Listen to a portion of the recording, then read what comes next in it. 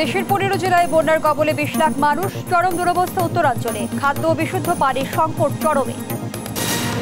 কোটা বাতিলের দাবিতে আজও আন্দোলনে চাকরি প্রার্থীরা, বিভিন্ন স্থানে সড়ক অবরোধ করে বিক্ষোভ, যান চলাচল বিঘ্নিত। ছাত্রদের দমাতে আদালতকে ব্যবহারের অভিযোগ ফখরুলের, বিএনপি এখন অন্যের উপর ভর করেছে মন্তব্য কাদেরের। 75 পরবর্তীতে দেশের ইতিহাস মুছে ফেলার চেষ্টা হয়েছে অভিযোগ প্রধানমন্ত্রীর, টুঙ্গিপাড়ায় শিক্ষার্থীদের সঙ্গে মত বিনিময়। দেখছিলেন দেশ জনপদ সংবাদ শিরোনাম, সাথে আছি আমি ফারনাজ জুই। টানা বৃষ্টি ও উজানের ঢলে কুড়িগ্রাম, পঞ্চগড়, লালমনিরহাট সহ দেশের 15 জেলায় সৃষ্টি হয়েছে বন্যা পরিস্থিতি। এতে প্রায় 20 লাখ মানুষ পানিবন্দী হয়ে পড়েছেন। প্রতিদিনই প্লাবিত হচ্ছে নতুন নতুন এলাকা। দুর্গত এলাকায় দেখা দিয়েছে খাবার ও বিশুদ্ধ পানির সংকট। এতে চরম ভোগান্তিতে দিন কাটছে বানভাসীদের। এদিকে পানি উঠে যাওয়ায় অনেক এলাকায় বন্ধ রয়েছে বিদ্যালয়। সহকর্মীদের তথ্যচিত্রে ফারজানা ইসলামের ডেস্ক রিপোর্ট। থাকার ঘর পানিতে নিমজ্জিত, তাই কলাগাছের ভেলায় আশ্রয় নিয়েছে দুর্গতরা। কুড়িগ্রামে শতাধিক পরিবারের একই অবস্থা। ব্রহ্মপুত্রের পানি চিলমারি পয়েন্টে ও হাতিয়া পয়েন্টে প্রায় 72 সেন্টিমিটার উপর দিয়ে প্রবাহিত হওয়ায় নদী তীরবর্তী 40টি ইউনিয়নের 3 শতাধিক গ্রাম পানিতে তলিয়ে। পানি উঠায় 86টি প্রাথমিক বিদ্যালয়ের পাঠদান বন্ধ রয়েছে। এসব এলাকায় দেখা দিয়েছে খাবার ও বিশুদ্ধ পানির সংকট। ঘরের ভিতরে চৌকি টাঙে বাড়ির মধ্যে পানি চলা ফিরে খাওয়া দাওয়া এলে মনে করলেন বিভিন্ন কষ্ট। ব্রহ্মপুত্র, যমুনা ও ঘাঘট নদীর পানি এখনো বিপদসীমার উপর দিয়ে বইছে। এতে গাইবান্ধার 4 উপজেলার 32টি ইউনিয়নে পানিবন্দী 30,000 পরিবার। শুকনো জায়গা না থাকায় রান্নাবান্না করতে না পারায় অনেকেরই দিন কাটছে অনাহারে। এদিকে জেলায় দেখা দিয়েছে খাদ্য ও বিশুদ্ধ পানির সংকট। সময়ও হয় না যে বাচ্চাকে নিয়ে থাকবো না, হলে রান্নাবান্না করেই খাবো। 250টি পরিবার নদী ভাঙনে বিলীন হয়ে গেছে। লালমনিরহাটে আবারও বেড়েছে তিস্তার পানি। বর্তমানে বিপদসীমার মাত্র 10 সেন্টিমিটার নিচ দিয়ে পানি প্রবাহিত হচ্ছে। এতে নদী তীরবর্তী নিম্নাঞ্চলে ঢুকতে শুরু করেছে পানি। গত কয়েকদিনে তিস্তার পানি হঠাৎ বাড়া কমায় আতঙ্কে দিন কাটছে তিস্তাপাড়ের মানুষের। এখন তো উঠেই নাই, গরু বাছর হাঁস মুরগি নিয়ে খুবই বিপদের মধ্যে আছে। এই পানি এত হওয়াতে আমাদের ফসলি জমি নষ্ট হয়ে পড়িয়েছে। এদিকে টানা বর্ষণে পঞ্চগড়ের 33টি নদীর পানি বৃদ্ধি পেয়েছে। কয়েকদিনে রেকর্ড পরিমাণ বৃষ্টি হওয়ায় অনেকের পুকুরের পানি ভেসে গেছে, নষ্ট হয়েছে ফসলি জমি। সময় মতো বের হতে পারছে না খেটে খাওয়া মানুষ। হাঁটু পর্যন্ত পানি দেখতে পাচ্ছি, এবং কি আমাদের গ্রামের আশেপাশে যত রকম ছাত্রছাত্রী যারা আছে তারা খুব অসহায়ের মধ্যে পড়ে গেছে। সাধারণ মানুষের খুব কষ্ট হচ্ছে, যারা দিনমজুরি করে তারা প্রতিদিন দিনমজুরি কাজ করে চলে, তারা চলতে পারতেছে না। এদিকে সুনামগঞ্জে সার্বিক বন্যা পরিস্থিতির উন্নতি হয়েছে। সুরমা নদীর পানি বিপদসীমার 15 সেন্টিমিটার নিচ দিয়ে প্রবাহিত হচ্ছে। সেই সাথে কমেছে জেলার উপর দিয়ে বয়ে যাওয়া সবগুলো নদীর পানি। দেয় না, কই হয়তো কোনো লাভ নাই। সরকার তো খালি সরকার আছে, কিন্তু কিছুতে পাই না। একবার 3বার পানি উঠলে এলিয়া কিচ্ছুই পাইলাম না, ঘরের ভিতরে বয়ে এলাম অনাহারি হইয়া। এদিকে দেখুন পেরিবার দিয়ে তুই রাখছে, আমরা এইদিকে যতটুকু পানি বাড়ে এই পানিটা যাওয়ার কোনো রাস্তা নেই। দুর্গত এলাকায় দ্রুত ত্রাণ সহায়তার দাবি বন্যা কবলিতদের। ফারজানা ইসলাম, নিউজ ডেস্ক, দেশ টিভি। দর্শক, বন্যার সবশেষ খবর জানাতে লালমনিরহাট, পঞ্চগড় এবং সিরাজগঞ্জ থেকে সরাসরি যুক্ত হচ্ছেন সহকর্মী জামাল বাদশাহ, রাশিদুজ্জামান বাবু এবং সাইমুদ্দিন। প্রথমেই চলে যাচ্ছি লালমনিরহাটে। জামাল, লালমনিরহাটে বন্যা পরিস্থিতির কি চিত্র দেখতে পাচ্ছেন, কি বলছেন বানভাসীরা? জুই, টানা বৃষ্টির কারণে কিন্তু এবং উজানের ঢলের কারণে তিস্তার পানি গতকাল রাত থেকে বৃদ্ধি পাচ্ছে এবং আজকে সকালে তিস্তার ব্যারেজ পয়েন্টে বিপদসীমার মাত্র 10 সেন্টিমিটার নিচ দিয়ে প্রবাহিত হচ্ছে। একটি বিষয় জানাতে চাই যে গত 18 থেকে 22 জুন পর্যন্ত যে স্বল্পমেয়াদী বন্যাটি হয়েছিল, সেই বন্যার সময়ও কিন্তু তিস্তার পানি বিপদসীমা অতিক্রম করেনি। আসলে তিস্তার পানি বিপদসীমা অতিক্রম না করলেও কিন্তু তিস্তার নদী তীরবর্তী যে নিম্নাঞ্চলগুলো রয়েছে, তিস্তার পানি বিপদসীমার কাছাকাছি আসলেই কিন্তু এই নিম্নাঞ্চলগুলোতে পানি প্রবেশ করে নানা ধরনের দুর্ভোগের সৃষ্টি করছে। এই মুহূর্তে আমি রয়েছি লালমনিরহাটের সদর উপজেলার কালমাটিতে এবং এই ইউনিয়নে কিন্তু খোঁজ নিয়ে দেখেছি যে কয়েকটি পয়েন্টে কিন্তু নদী ভাঙন দেখা দিয়েছে এই পানি হঠাৎ হ্রাস এবং বৃদ্ধির কারণে। এই নদী ভাঙন রোধে পানি উন্নয়ন বোর্ড ব্যবস্থা গ্রহণ করছে বলে দাবি করেছিল এবং জিও ব্যাগ ফেলে তারা ভাঙন প্রতিরোধে কাজ করছে। কতটুকু কাজ করছে সেটি কিন্তু আসলে এ পর্যন্ত আমাদের কাছে দৃশ্যমান নয়। এই মুহূর্তে এই ইউনিয়ন পরিষদের চেয়ারম্যান রয়েছে খায়রুজ্জামান মণ্ডল বাদল, আমি একটু তার সাথে কথা বলতে চাই। আপনি জানাবেন যে আপনার এই ইউনিয়নে হঠাৎ তিস্তার পানি বৃদ্ধি এবং কমার কারণে কি ধরনের সমস্যা হচ্ছে এবং নদী ভাঙনে কি ধরনের পদক্ষেপ নেওয়া হচ্ছে? বানবাসী অবস্থায় মানুষ রয়েছে কিনা, অর্থাৎ পানিবন্দী কেউ রয়েছে কিনা? ধন্যবাদ আপনাকে। আর কি তিস্তা পারে যেহেতু আমাদের বাড়ি, প্রতিনিয়তই আমাদেরকে এরকম বন্যায় আমরা পানিবন্দী হই, এটাতে আমরা অভ্যস্ত আর কি। তা এ পর্যন্ত আমি যতটুকু জানি আমার ইউনিয়নে প্রায় 1000-এর বেশি আজকে পানিবন্দী আছে আর কি। আর দ্বিতীয়ত আপনি যেটা বললেন, আমাদের মূল সমস্যা হলো নদী ভাঙন সমস্যাটা আর কি। যেমন আমার ইউনিয়নের শতকরা ভৌগোলিক যে সীমারেখা, শতকরা 70% ইতিমধ্যে নদীগর্ভে বিলীন হয়ে গেছিল। আমার ডান তীরে যে বসত বাড়িগুলো হয়ে আসছিল, এখন নদীর উভয় তীরেই ভাঙন শুরু হয়ে গেছে আর কি। এবং আমার তিস্তার ডান তীরে যে Talpatti high school, primary school এবং কয়েকটি মসজিদ এবং পাকা রাস্তা, এটা যদি আশু ব্যবস্থা গ্রহণ করা না হয় তাহলে আমার মনে হয় এই 1-2 দিনের মধ্যে এগুলো সব নদীগর্ভে বিলীন হয়ে যাবে আর কি। এবং আমরা এখানে যেখানে দাঁড়াই আছি, আপনি দেখতে পাচ্ছেন আমার পাশেই যে নদী, আমার বাম পাশে যে আমি যে মাঠে দাঁড়াই আছি, এটা একটা প্রাইমারি স্কুল, 100 বছর আগে প্রায় প্রতিষ্ঠিত এই স্কুলটি। এই যে আমার বামে একটা ঈদগাহ মাঠ এবং মসজিদ এবং সাথে একটা হাই স্কুল, চারতলা ভবন আর কি। এখানেও যদি আশু ব্যবস্থা না হয় তাহলে এগুলো খুব শীঘ্রই নদীগর্ভে বিলীন হয়ে যাওয়ার সম্ভাবনা আছে। তার মধ্যে আমি গতকালকে আমাকে পানি উন্নয়ন বোর্ডের নির্বাহী পরিষদ ফোন করে আশ্বস্ত করছেন এবং আমি দেখলাম যে ইতিমধ্যে ভলগেটও এখানে এসেছে। আগামীকাল এখানে নাকি একটা প্যাকেজের কাজ শুরু হবে আর কি। কিন্তু আমাদের চাহিদা হলো অত্যন্ত বেশি। ধন্যবাদ আপনাকে। ঠিক আছে, যেমনটি শুনছিলেন আসলে লালমনিরহাটের সদর উপজেলায় শুধু নয়, হাতিমারি উপজেলার গরিবুল্লাহ পাড়া এবং হাতিবান্ধা উপজেলার গড্ডিমারি এলাকার কিছু অংশে ভাঙন দেখা দিয়েছে। এছাড়া কিন্তু তিস্তার যে ডান তীর রয়েছে সে ডান তীরেও কিন্তু কয়েকটি পয়েন্টে ভাঙন দেখা দিয়েছে। সব মিলে নদী তীরবর্তী বাসিন্দারা আমাদেরকে জানিয়েছেন এই নদী ভাঙন এবং স্বল্পমেয়াদী বন্যার যে ভোগান্তি রয়েছে এটি থেকে স্থায়ী সমাধান হিসেবে তিস্তা নদীর খনন এবং যাতে দ্রুত যে সরকারের দেওয়া মহাপরিকল্পনা বাস্তবায়নের প্রতিশ্রুতি রয়েছে সেটি যাতে দ্রুত বাস্তবায়নে কার্যকরী পদক্ষেপ গ্রহণ করা হয়। বন্যার এ পর্যায়ে বন্যার আরো খবর জানাতে আমরা চলে যাব পঞ্চগড়ে সহকর্মী অপেক্ষা করছেন বাবু একটু জানাবেন যে আপনার পঞ্চগড়ে বন্যার বর্তমান পরিস্থিতি কি? ধন্যবাদ আপনাকে। আপনি যেমনটি বলছিলেন, আসলে আমার পিছনের যদি দৃশ্য দেখাই তাহলে কিন্তু বোঝা যায় যে আসলে এখানকার পঞ্চগড়ের পরিস্থিতি কেমন। আমার যদি চারপাশে বলি, চারপাশে একই অবস্থা বিরাজ করছে। বিশেষ করে পঞ্চগড়ের যে 5টি উপজেলা, সেই 5টি উপজেলার অবস্থা কিন্তু আজকে সকাল থেকে কিন্তু আসলে খুব খারাপের দিকে যেতে শুরু করেছে। আমরা তেঁতুলিয়া আবহাওয়া অফিসে খবর নিয়েছি। তেঁতুলিয়া আবহাওয়া অফিসের যে ভারপ্রাপ্ত কর্মকর্তা রাসেল শাহ আমাকে জানিয়েছে যে সকালে প্রায় 86 মিলিমিটার বৃষ্টি কিন্তু বৃষ্টিপাতের রেকর্ড করা হয়েছে বলে জানিয়েছে। সেই সাথে আপনাকে জানাই যে পঞ্চগড়ের অধিকাংশ, অর্থাৎ আমি পঞ্চগড় সদরের যদি বলি যে কামাতপাড়া এবং হঠাৎপাড়া থেকে শুরু করে হারিবাসা থেকে শুরু করে যে ইউনিয়নগুলো আছে, প্রত্যেকটি ইউনিয়নে কিন্তু আসলে ফসলি যে জমিগুলো, সেই জমিগুলো কিন্তু আসলে তলিয়ে গেছে।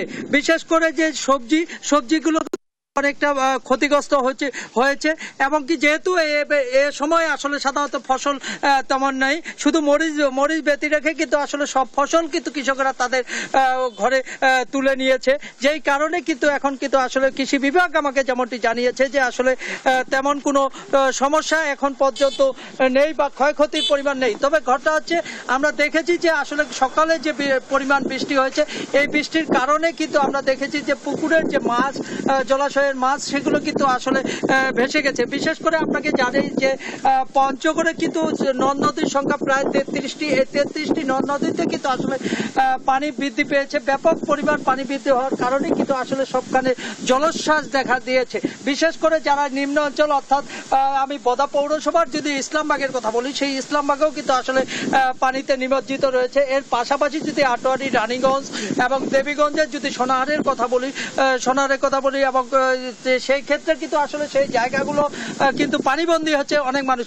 আপনাকে যদি জানাই যে পঞ্চগড় জেলায় প্রায় 30,000 মানুষ কিন্তু এখন কিন্তু পানিবন্দী হয়ে আছে, যে কারণে সকালবেলা কিন্তু আমরা দেখেছি প্রায় 1 হাঁটু পানি কিন্তু প্রত্যেকটি বাসা বাড়িতে ঢুকে পড়েছে। তো এই পানি যদি অব্যাহত থাকে তাহলে কিন্তু আসলে ভারী ধরনের যে বন্যা হওয়ার সংখ্যা দেখা রয়েছে, আবহাওয়া বলছে সেই সংখ্যা কিন্তু আসলে পঞ্চগড়ের উপর দিয়েও প্রবাহিত হবে। যেই কারণে কিন্তু আমরা দেখেছি যে আসলে এখানকার মানুষরা কিন্তু অনেকটা দুশ্চিন্তায় রয়েছে। আমরা কথা বলবো এখানকার একজন বাসিন্দার সাথে। আপনার কাছে জানতে চাই, আপনার বাসায় পানি উঠছে, এখন কি অবস্থা? এখনো তো প্রায় মনে করো যে কোমরের নিচে একটু পানি কমে গেছে। আমরা শুনছিলাম যে আসলে পানিবন্দী এখনো রয়েছে, তবে জেলা প্রশাসনের সাথে আমরা কথা বলেছি। জেলা প্রশাসন আমাকে বলছে যে বন্যা পরিস্থিতি মোকাবেলায় সমস্ত প্রস্তুতি কিন্তু আসলে তারা নিয়ে রেখেছে, যদিও মনে করি এখনো সেই রকম পরিস্থিতি দাঁড়ায়নি। সেই কারণে কিন্তু আসলে ক্যাম্প খোলা রয়েছে, ক্যাম্প খোলার জন্য প্রস্তুতি রয়েছে। স্কুল এবং কলেজগুলো বরাদ্দ রাখা হয়েছে। যদি কোনো রকম খারাপ ঘটনা ঘটে সেই ক্ষেত্রে কিন্তু আসলে তাদেরকে সেইখানে বন্যা এবং বানভাসীদের তাদেরকে ওইখানে স্থানান্তর করা হবে। এই ছিল পঞ্চগড় থেকে আমার কাছে সর্বশেষ সংবাদ। আমি চলে যাব সিরাজগঞ্জে, সেখানে বন্যা পরিস্থিতি জানাতে সেখানে রয়েছে সায়েম। আপনার জেলায় বন্যা পরিস্থিতি কেমন জানাবেন?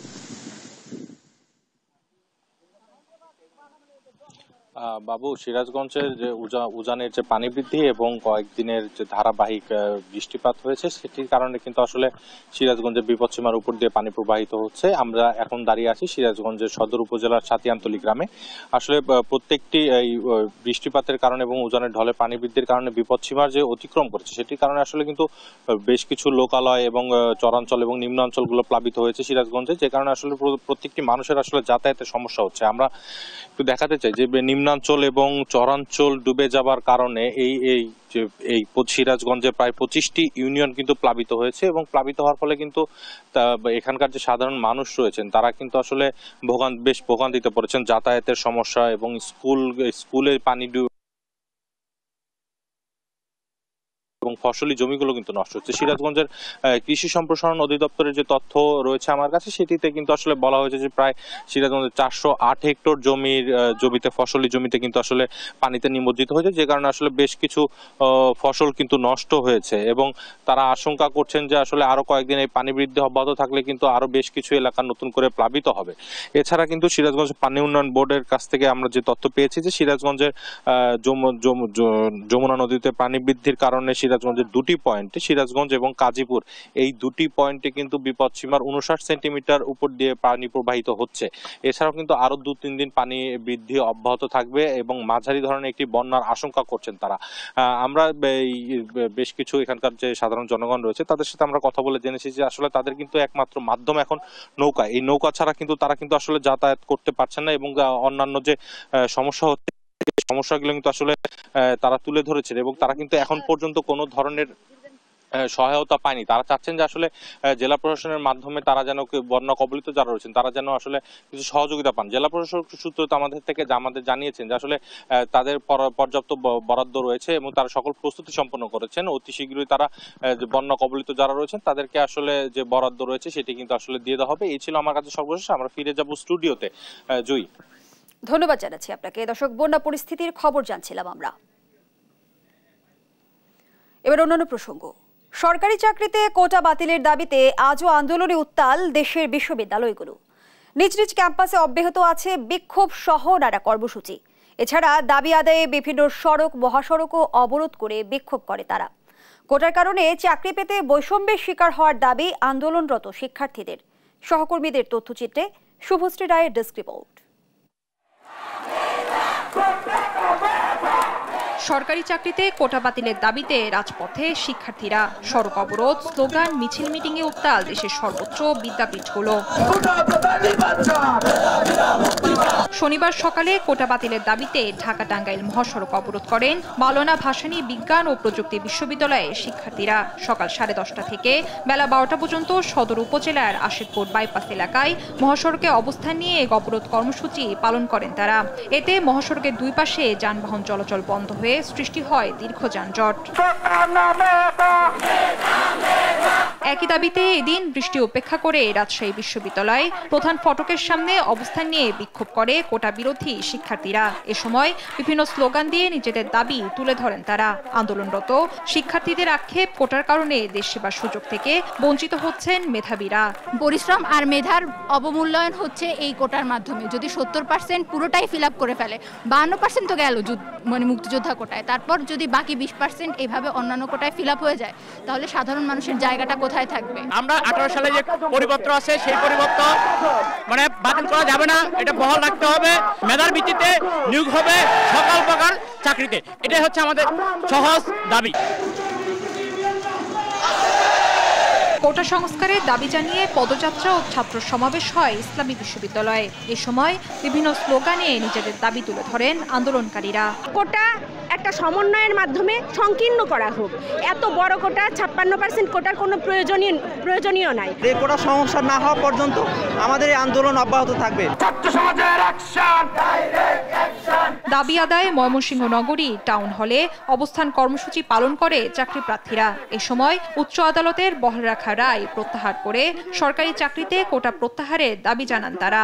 হাইকোর্ট যে রায় দিয়েছে সেই রায় সারা বাংলাদেশের ছাত্র সমাজের মনোভাবের বিরোধী রায়। আমরা আমাদের রাজপথ থেকে হাইকোর্টের সেই রায়কে চ্যালেঞ্জ করতে চাই। কোটা বাতিলে দাবি না আদায় হওয়া পর্যন্ত কঠোর আন্দোলনের হুঁশিয়ারি সাধারণ শিক্ষার্থীদের। শুভশ্রী রায়, নিউজ ডেস্ক, দেশ টিভি। সরকারি চাকরিতে কোটা বাতিলের দাবিতে ঢাকা বিশ্ববিদ্যালয়ে বিক্ষোভ করছেন শিক্ষার্থীরা। সবশেষ পরিস্থিতি জানাতে সরাসরি যুক্ত হচ্ছেন আমাদের সহকর্মী জান্নাতুল মোহনা। মোহনা, আজও বিভিন্ন সড়ক মহাসড়ক অবরোধ করে বিক্ষোভ করেছে আন্দোলনরত শিক্ষার্থীরা। সরেজমিনে কি পরিস্থিতি দেখছেন জানাবেন।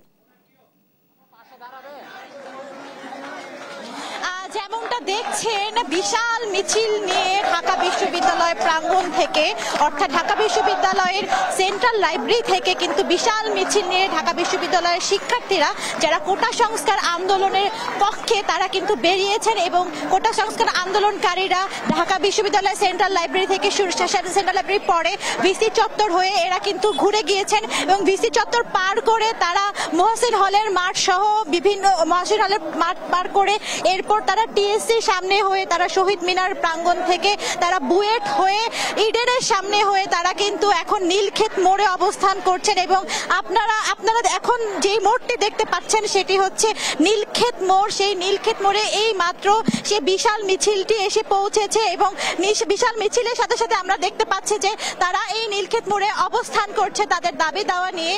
এবং আপনারা জানেন যে গত 1 জুলাই থেকে কোটা সংস্কার আন্দোলনের পক্ষে শিক্ষার্থীরা আন্দোলন করছে এবং আমাদের সাথে একজন আছেন, তার সাথে আমরা একটু কথা বলতে চাই। আপনাদের দাবি না মানা পর্যন্ত কি আপনারা এই আন্দোলন চালিয়ে যাবেন? আমাদের দাবি যতক্ষণ না পর্যন্ত মেনে নেওয়া হবে ততক্ষণ পর্যন্ত আমরা মাঠে থাকবো ইনশাল্লাহ। শুনছিলেন, দাবি দেওয়া যতক্ষণ না আদায় না করা হবে। মোহনা, ধন্যবাদ জানাচ্ছি আপনাকে। সাবেক আইজিপি বেনজির আহমেদের নারায়ণগঞ্জ রূপগঞ্জের বাংলো বাড়ি ক্রোক করেছে জেলা প্রশাসন ও দুদক। বিস্তারিত জানাতে সরাসরি যুক্ত হচ্ছেন শাহাদাত নিশাত। নিশাত, ক্রোক অভিযানের বিস্তারিত তথ্য আমাদের জানাবেন।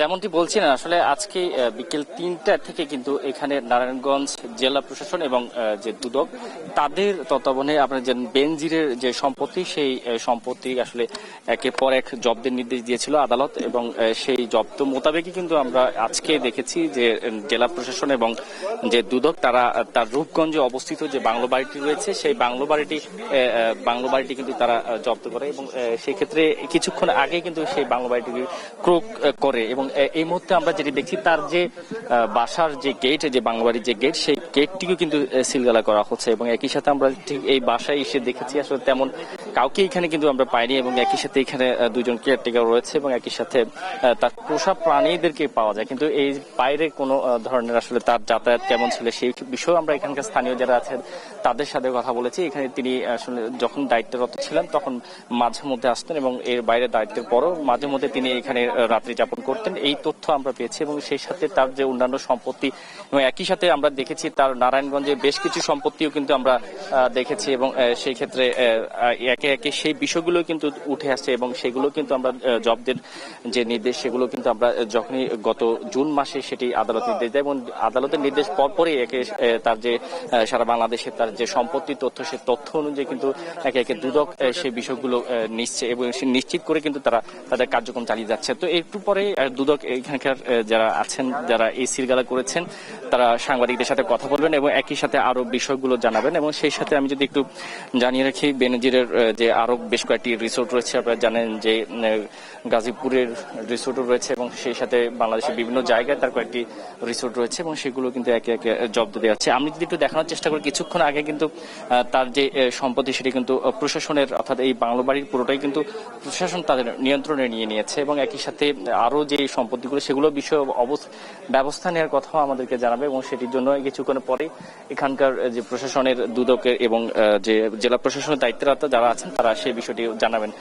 তো এই এখন পর্যন্ত এই অবস্থায় আমরা দেখেছি বেনজিরের সব সম্পত্তি এবং অবৈধ যে অর্জন সে অর্জনগুলো কিন্তু যখনই একে একে এইভাবে বেরিয়ে এসছে কিন্তু এখনো আইনের ধরাছোঁয়ার বাইরে থাকার কারণে কিন্তু তার আরো যে অন্যান্য বিষয়গুলো সেগুলো কিন্তু সামনের দিকে আসছে না এবং আদালত এবং প্রশাসনের নির্দেশ মতো কিন্তু যে তার যে এই দুর্নীতির তথ্য সেগুলো কিন্তু একে একে প্রমাণিত হয়েছে এবং বিভিন্ন গণমাধ্যমে প্রতিবেদন প্রকাশের পর কিন্তু তার আরো তথ্যগুলো যেগুলো বেরিয়ে এসছে কিন্তু এত নির্দেশনার পরে কিন্তু এখনো আসলে তাকে গ্রেফতার কিংবা যে প্রশাসন এবং আইন শৃঙ্খলা বাহিনীর আওতায় নিয়ে আসা সম্ভব হয়নি। তো এই নিয়েও স্থানীয় সাধারণ মানুষ যারা আছে তাদের মধ্যে এক ধরনের প্রতিক্রিয়া রয়েছে এবং একই সাথে অবৈধ অর্জন নিয়ে কিন্তু অন্যান্য যে বিভিন্ন শিক্ষাবিদ থেকে শুরু করে যারা আছেন তারাও কিন্তু একে একে বলছেন যে এই ধরনের সম্পত্তি অর্জন বাংলাদেশের জন্য একটি অশনি সংকেত এবং তাদের যে প্রশাসনিক কেন্দ্রিক যে সম্পত্তি অর্জনগুলো সেগুলো কিন্তু আরো বেশি এই ক্ষেত্রে নজর দেওয়া দরকার বলেও মনে করছেন। তো এখন পর্যন্ত এই অবস্থায় যে এটি নির্দেশ মোতাবেক এটি ক্রয় করা হয়েছে।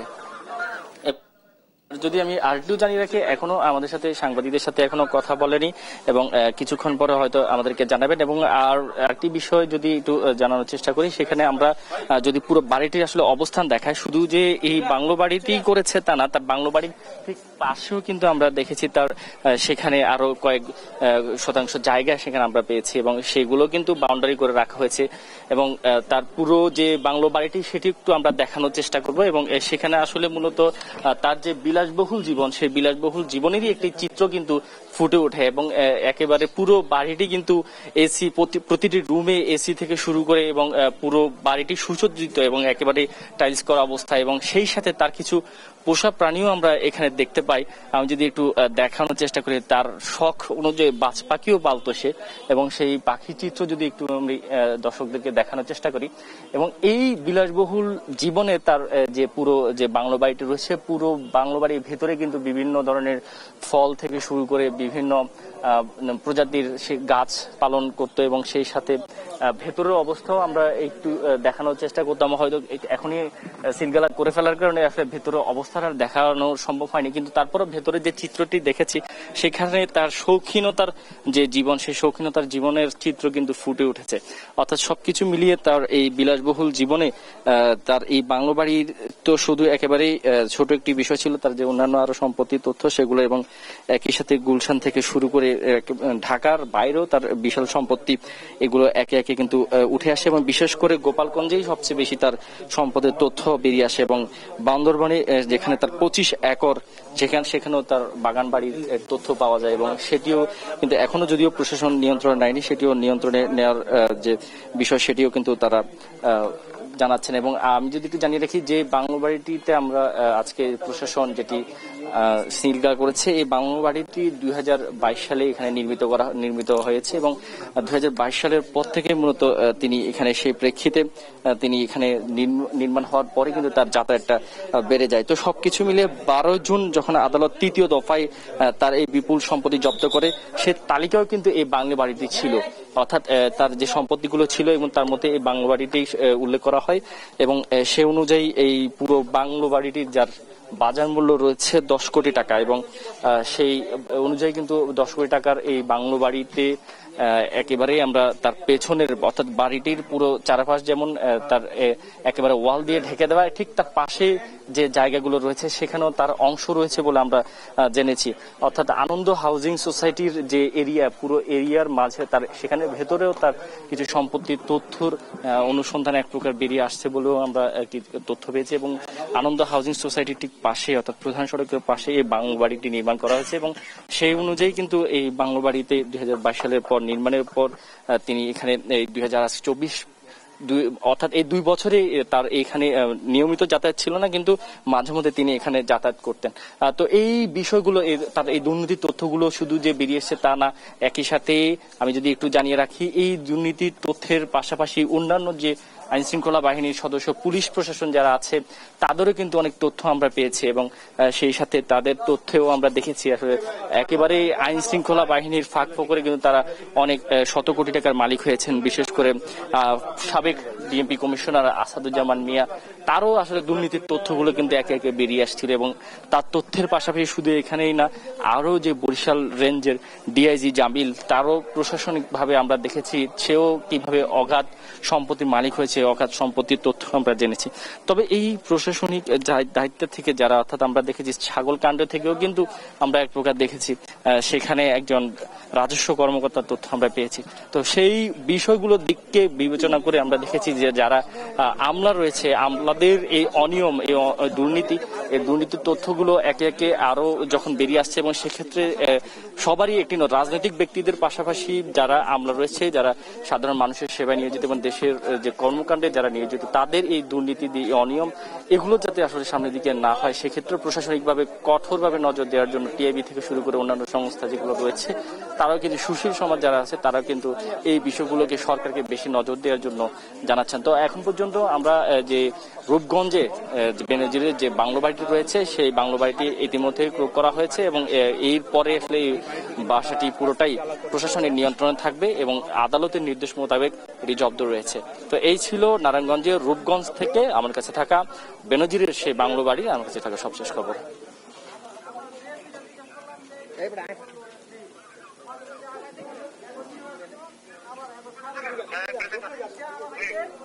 কি কয়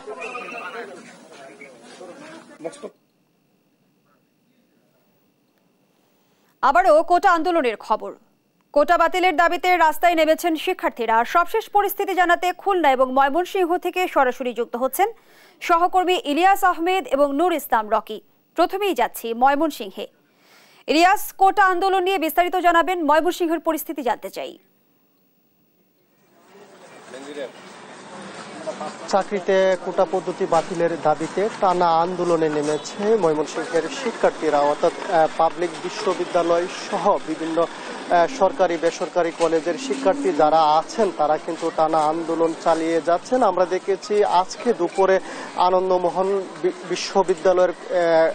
বিশ্ববিদ্যালয় কলেজ সহ অন্যান্য কলেজের শিক্ষার্থীরা একত্রিত হয়ে কিন্তু তারা ময়মনসিংহ নগরীর টাউন হল প্রাঙ্গণে কিন্তু তারা বিক্ষোভ কর্মসূচি পালন করেন এবং এছাড়াও আমরা দেখেছি বিভিন্ন কলেজের শিক্ষার্থীরা কিন্তু তারা আলটিমেটাম দিয়ে, অর্থাৎ রাজপথে অবস্থান নেওয়ার ঘোষণা দিয়ে তাদের যে আন্দোলন কর্মসূচি সেই আন্দোলন কর্মসূচি অব্যাহত রাখার কিন্তু তারা হুঁশিয়ারি দিয়েছেন এবং শিক্ষার্থীরা ক্লাস এবং পরীক্ষা, সকল ধরনের ক্লাস পরীক্ষা বর্জন করে তারা যে আন্দোলনের ডাকে কিন্তু সাধারণ শিক্ষার্থীরা সাড়া দিয়ে তারা কিন্তু তাদের যে কর্মসূচি সেটি কিন্তু তারা চালিয়ে যাচ্ছেন। অর্থাৎ কর্মসূচির কারণে আমরা দেখেছি যে বিভিন্ন স্থানে মানুষের যে দুর্ভোগ, সেই দুর্ভোগ কিন্তু চরমে পৌঁছেছে। অর্থাৎ সাধারণ মানুষ, সাধারণ শিক্ষার্থীরা বলছেন যে সরকারি চাকরিতে আন্দোলনরত শিক্ষার্থীদের যে দাবি দেওয়া সেটি অত্যন্ত যৌক্তিক এবং সেটি যেন অচিরেই সরকার মেনে নিয়ে শিক্ষার্থীদেরকে ক্লাসে ফেরার সুযোগ করে দেয়, সেই বিষয়টি কিন্তু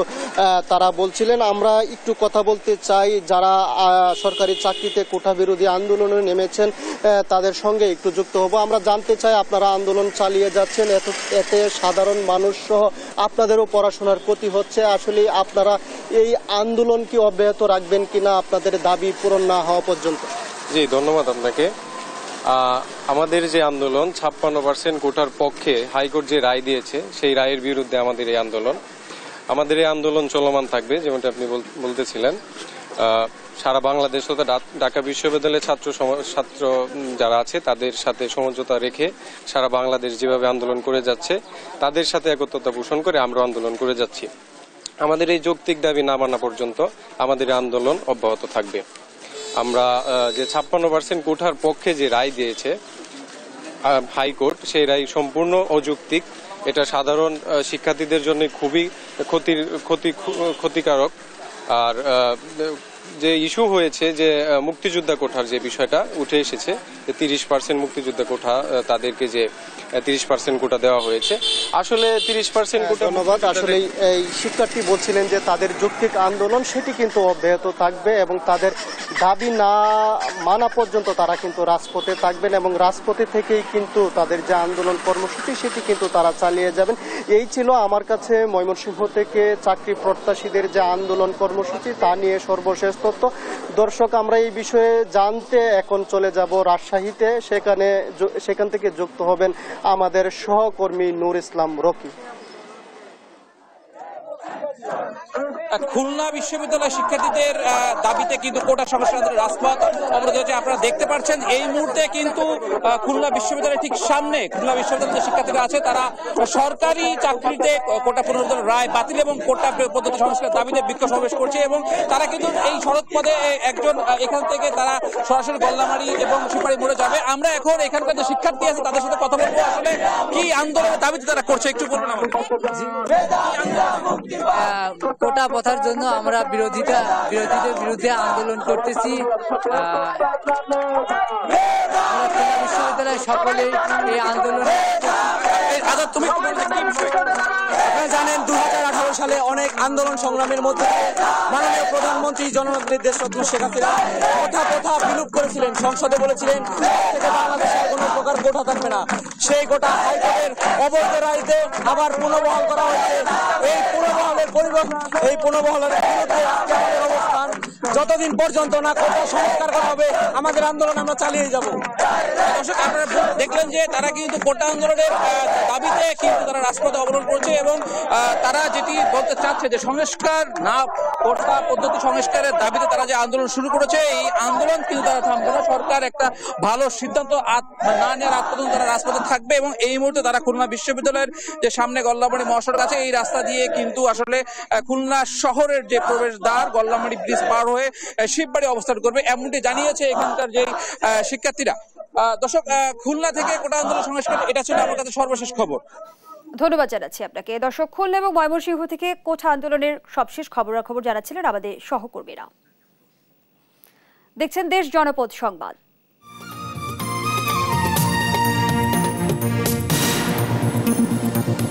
তিস্তা মহাপরিকল্পনা বাস্তবায়নের দাবিতে রংপুরের তিস্তার কাউনিয়ায় চলছে সমাবেশ। সবশেষ খবর জানাতে সেখান থেকে যুক্ত হচ্ছেন সহকর্মী রফিকুল ইসলাম।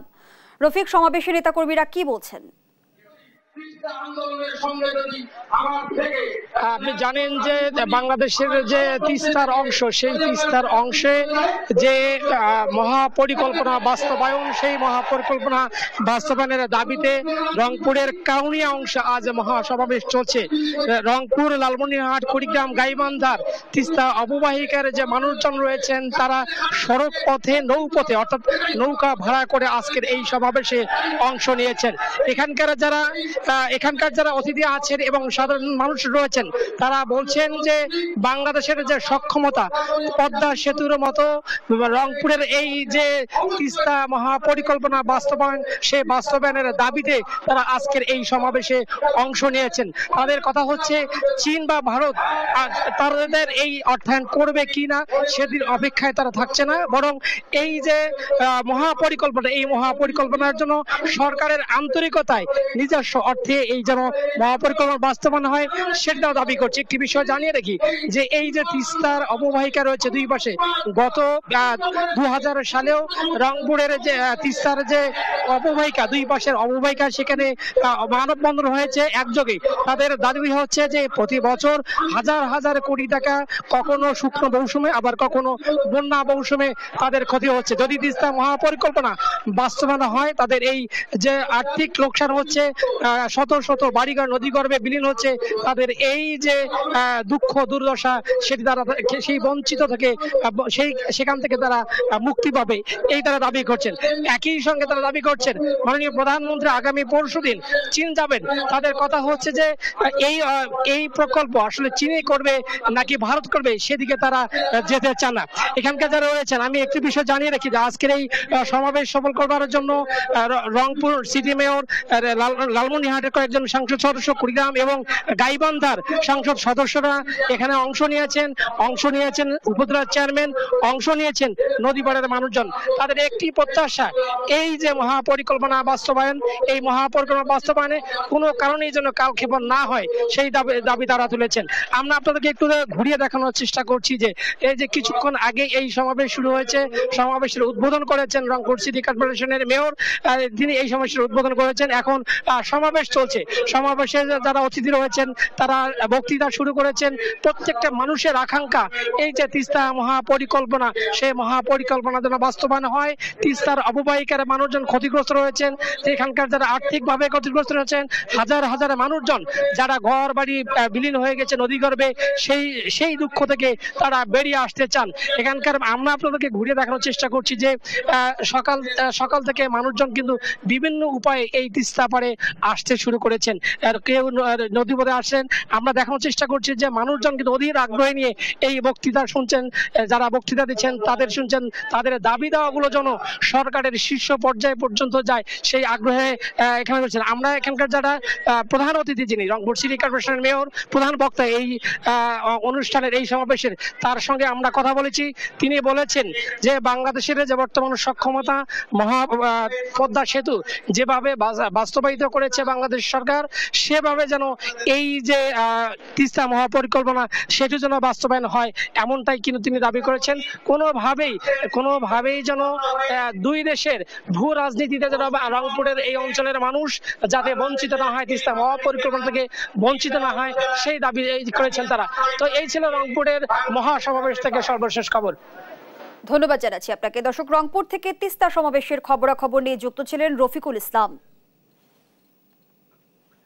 প্রধানমন্ত্রীর নির্দেশে চিকিৎসকদের বদলি নিয়ে নতুন নীতিমালায় বদলিকৃত কর্মস্থলে কেউ যেতে না চাইলে তাকে চাকরি ছাড়তে হবে বলে জানিয়েছেন স্বাস্থ্যমন্ত্রী। শনিবার সকালে চট্টগ্রাম মেডিকেল কলেজ হাসপাতালের বিভিন্ন ওয়ার্ড পরিদর্শন শেষে একথা বলেন স্বাস্থ্যমন্ত্রী ডাক্তার সামন্তলাল সেন। তিনি আরও জানান, চীনের অনুদানে দগ্ধ মুমূর্ষু রোগীদের চিকিৎসা সেবা দিতে চট্টগ্রাম মেডিকেল কলেজ হাসপাতালের পাশেই বার্ন ও প্লাস্টিক সার্জারি ইউনিট নির্মাণের উদ্যোগ নেওয়া হয়েছে। চলতি মাসে স্থাপন করা হবে নতুন ইউনিটের ভিত্তিপ্রস্তর।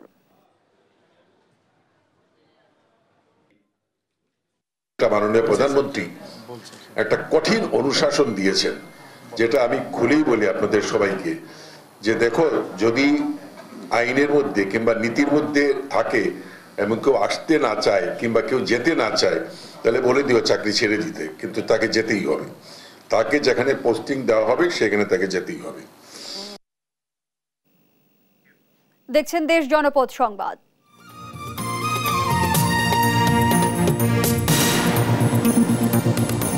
সৌদি আরবে সোফা তৈরির কারখানায় আগুনে দগ্ধ হয়ে মারা গেছেন নওগাঁর 3 যুবক।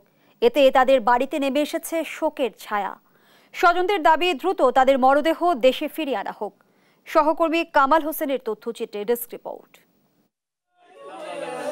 নিজের উপার্জনের টাকায় নির্মাণ করছিলেন পাকা বাড়ি। কাজ শেষ হলে আগামী বছর দেশে ফিরে বিয়ে করার পরিকল্পনা ছিল, কিন্তু সেই আশা পূরণ হলো না নওগাঁর আত্রাই উপজেলার শিকারপুর গ্রামের এনামুলের। সৌদি আরবের রিয়াদের মোসাসানাইয়া এলাকায় সোফা তৈরির কারখানার আগুন কেড়ে নিল তার প্রাণ। এখন তার বাড়িতে শুধুই স্বজন হারানোর কান্না আর আহাজারি। সবার কাছে খবর আছে যে মারা গেছে, 3-4টা ছেলে মারা গেছে, ওটি তার মধ্যে একটা। আর 1 বছর থাকে পর বাড়ি দেখবো বাবার, সে আশা পূর্ণ হলো না গো বাবার। আমার ভাই দেশে চলে আসবে, আমার ভাই আর আসলে না, আমার ভাই লাশ আসবে। ওই আগুনে পুড়ে ছাই হয় একই উপজেলার তেজনন্দী গ্রামের ফারুক হোসেন এবং দীঘা স্কুলপাড়া গ্রামের সুকবর রহমানের পরিবারের স্বপ্ন।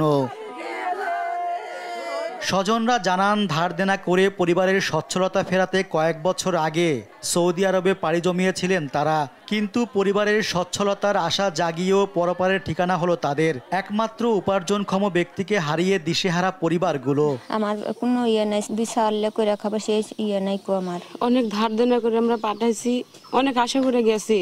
ধার দেনা শোধ করবে কি দিয়ে, ওর ছেলে সংসার চালানোর মতো পরিস্থিতি নাই। এদিকে নিহতদের বাংলাদেশে ফিরিয়ে আনার মতো অর্থ এসব পরিবারের হাতে নেই বলে জানিয়েছে গ্রামবাসী। তাই সরকারের সার্বিক সহযোগিতায় মরদেহ দেশে ফিরিয়ে আনার দাবি জানিয়েছেন স্বজনরা। উপজেলা প্রশাসনও তাদের মরদেহ দেশে ফিরিয়ে আনা সহ সরকারের সহযোগিতার আশ্বাস দিয়েছে। পররাষ্ট্র মন্ত্রণালয় এবং প্রবাসী কল্যাণ যে মন্ত্রণালয়, তার মাধ্যমে আমরা সৌদি আরব যে দূতাবাস তার সাথে যোগাযোগ করে যত দ্রুত সম্ভব তাদের লাশ আনার যে ব্যবস্থা সেটা আমরা করতে পারি। এছাড়া তাদের পরিবারের সঙ্গে নিয়মিত যোগাযোগ করা হচ্ছে বলে জানান তিনি। নিউজ ডেস্ক, দেশ টিভি। বান্দরবানে ১৫০ জন গরিব অসহায় দুস্থকে ত্রাণ সহায়তা দিয়েছে সেনাবাহিনী। সকালে বান্দরবান ভিক্টোরি টাইগার্স মাঠে সহায়তা কার্যক্রম অনুষ্ঠানের আয়োজন করা হয়। এ সময় বান্দরবান সেনা zone commander lieutenant colonel ASM Mahmudul Hasan বলেন, দুর্যোগ অপারেশন সহ যে কোনো পরিস্থিতিতে সেনাবাহিনী অসহায় মানুষের পাশে ছিল এবং আগামীতেও থাকবে। অনুষ্ঠানে উপস্থিত ছিলেন সেনা জোনের উপ অধিনায়ক major Mia Mohammad Mehedi Hasan, zonal staff officer captain Sabit Nur Rashid.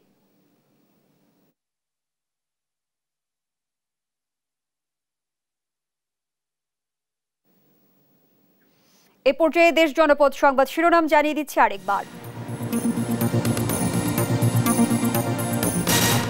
দেশের 15 জেলায় বন্যার কবলে 20 লাখ মানুষ, চরম দুরবস্থা উত্তরাঞ্চলে, খাদ্য ও বিশুদ্ধ পানির সংকট চরমে।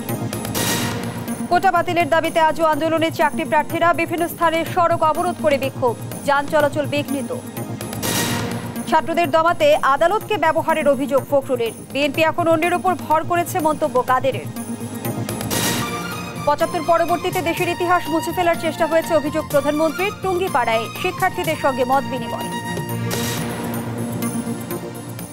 এই ছিল এখনকার দেশ জনপদ সংবাদ। পরের বুলেটিন দেখার আমন্ত্রণ রইল। এছাড়া দেশ টিভির সর্বশেষ সব খবর পেতে ভিজিট করুন দেশ.টিভি। ফেসবুকে আমাদের সঙ্গে যুক্ত থাকুন দেশ টিভি অথবা দেশ টেলিভিশন পেজে। এছাড়াও সর্বশেষ সব ভিডিও পেতে ইউটিউবে আমাদের হ্যান্ডেল @দেশ টেলিভিশন অথবা @দেশ টিভি নিউজ লিখে সার্চ করুন। ধন্যবাদ সবাই।